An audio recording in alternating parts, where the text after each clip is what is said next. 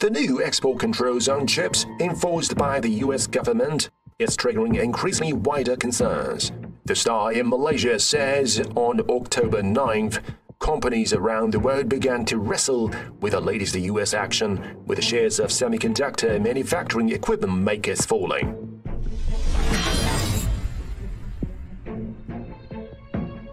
Over the recent years, in the guise of national security, the U.S. has taken plenty of measures out of ulterior motives to slow China's technological advances. Days ago, the U.S. made another notorious move to clamp down on China's chip industry, announcing new restrictions on China's access to U.S. semiconductor technology.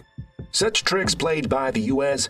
are not strange. Over the past decades, from sabotaging Toshiba in Japan to Alstom in France to forcing enterprises including Samsung to disclose chip supply chain data, the U.S. has tried to punish those who resist.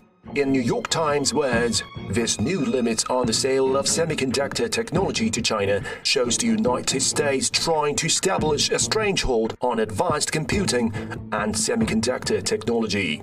According to the report on the DW website, Eric Sayes, an expert at the American Enterprise Institute for Public Policy Research, said the move reflects a new bid by the Biden administration to contain China's advances instead of simply seeking to level the playing field. The U.S. has done all it takes to seek technological hegemony.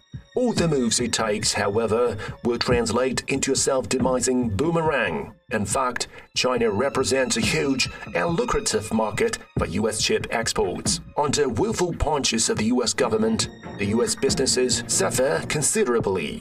VOA reported chip maker AMD shares down by 40% over the past year. According to Bloomberg, the U.S. chip industry has expressed concern that moving too aggressively could put domestic companies at a disadvantage. They worry that losing China sales will hurt their ability to spend on innovation. More importantly, will the self-destructed punches dealt by the U.S. halt China's efforts in developing its science and technology? Some U.S. media are rather frank.